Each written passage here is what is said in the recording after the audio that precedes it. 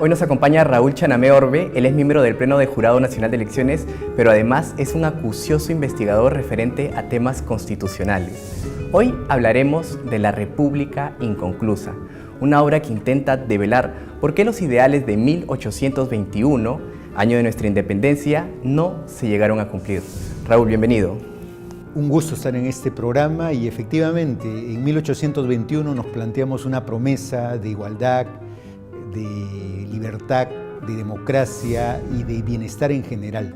Y cuando al cabo de 198 años analizamos este tema, vemos que todavía no tenemos la libertad plena, que todavía nos falta avanzar mucho en el modelo democrático y que la igualdad, que en algunos casos hemos avanzado, pero todavía nos falta mucho trecho por alcanzar la igualdad entre el hombre y la mujer, que desaparezca, por ejemplo, ese drama que es el feminicidio. Entonces decimos, todavía esa promesa de 1821, falta mucho por esforzarnos para alcanzar esa promesa de los padres que crearon la República. Pero además la gente se preguntaría mucho porque, claro, uno se está yendo al pasado para ver los ideales que se propusieron en ese momento, pero hoy existe más libertad, más igualdad, hay más justicia. La gente se preguntaría por qué afirmar esto, ¿no? Sí, sin duda tenemos mayores cuotas democráticas, pero todavía son insuficientes. Es por eso que el día de hoy, por ejemplo, estamos discutiendo si es suficiente la democracia representativa y se busca, pues, por medio de la democracia directa, alcanzar la plenitud de la participación ciudadana. Todavía estamos en un camino duro, difícil, pero creo que es posible alcanzar. Y el otro gran tema que he buscado dilucidar en esta investigación es el tema de cómo la economía se vuelve un soporte de la legalidad. Porque justamente cuando la economía ha crecido en el Perú, los momentos de esplendor es donde las instituciones han podido afirmarse. Y cuando la economía ha entrado en crisis, por lo general el modelo institucional también ha entrado en crisis. Y uno de los momentos de esplendor justamente es la época del Guano con Castilla, ¿no? Entonces habría que afirmar que hubo realmente democracia durante este tiempo. ¿Se fortaleció la democracia? Las primeras elecciones competitivas fueron en 1850. Precisamente en una época de bonanza económica, hubieron 4 candidatos que representaban diversas opciones y hubo competencia electoral, propaganda electoral, porque el Perú y Lima vivió un momento de esplendor material que se tradujo en la fundación de escuelas, de colegios, en un cierto bienestar material que carecía de un proyecto nacional de desarrollo, ¿no? Yo creo que eso recién se va a poder alcanzar con la aparición de este gigante en el pensamiento que es Manuel Pardo, quien va a crear el primer partido político y le va a dar una visión estratégica al país. Él señala que el desarrollo del Perú está vinculado a la creación de ferrocarriles transversales. Dice, si eso se completa, el Perú alcanzará los ideales de 1821. Claro, ahora la creación del primer partido político en 1871 de alguna manera configura más la democracia, ¿no? Pero, ¿qué tan importante no solamente es el fortalecimiento de los partidos políticos, sino el fortalecimiento de las instituciones en general, ¿no?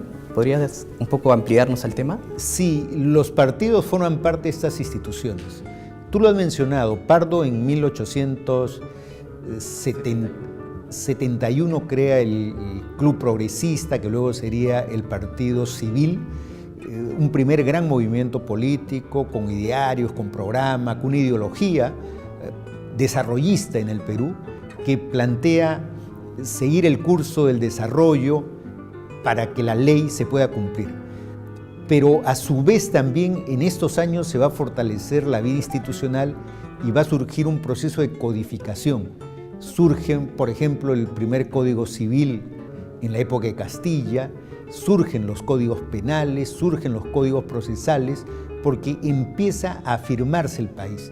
Y todo este esplendor que se va a vivir desde los años 50 va a tener una hecatombe con la Guerra del Pacífico. La Guerra del Pacífico también se hizo y evidenció que en el Perú había una parte moderna, pero había una parte atrasada del país y que estas dos partes no sintonizaban. Y la guerra va a ser expresión de eso. va a evidenciar la tragedia de lo que Basadre llamaba el país formal y el país real, un divorcio absoluto entre ellos que nos llevó a un fracaso que nos costó salir de ese fracaso. Y otra vez vamos a volver al siglo XX con la idea de cuál sería el proyecto nacional para esta república que permanentemente se venía reconstruyendo. Y ahora, ya con todo lo que tú has dicho, ¿qué hacer, no? ¿Qué es lo que necesita el país? ¿Qué es lo que se puede hacer para alcanzar esos ideales de 1821, ¿no? De cara ya al bicentenario. Sí, creo en primer lugar respetar la institucionalidad, basarnos en un modelo que resuelve las diferencias, que es la democracia. La democracia es un pacto de todos para saldar nuestras diferencias.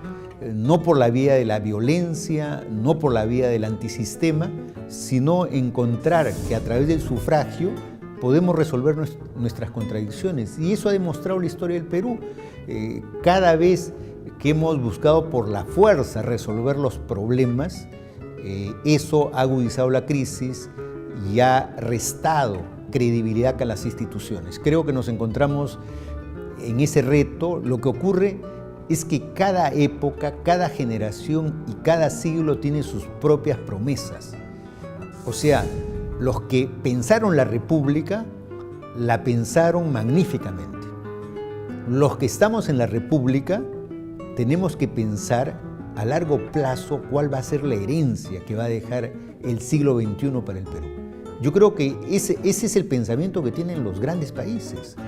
No pensar pues en el próximo quinquenio, no pensar pues en las próximas elecciones, porque son tiempos demasiado cortos. Sin duda hay que pensar ahora, en este tiempo, ¿verdad? Estratégicamente, ¿no? Y creo que esa es la idea del proyecto nacional. Por ejemplo, casi se va a culminar la abolición del analfabetismo en el Perú. Y yo creo que ese es un logro extraordinario. Pero el problema de la república originaria era que el 90% de los peruanos eran analfabetos. El día de hoy, solo el 7% son analfabetos. Pero ese ya no es el problema. El problema es la calidad de nuestro nivel educativo. O sea, la prueba PISA. Ese se ha convertido en nuestro problema. Ya no es el analfabetismo el principal problema, sino el nivel de comprensión de lectura. ¿Qué habilidades tiene el niño para ser altamente productivo en una economía competitiva como es en el siglo XXI? Claro, son nuevos problemas a resolver, ¿verdad? Exacto. Muchas gracias por acompañarnos, Raúl. Ha sido un gusto. A ustedes.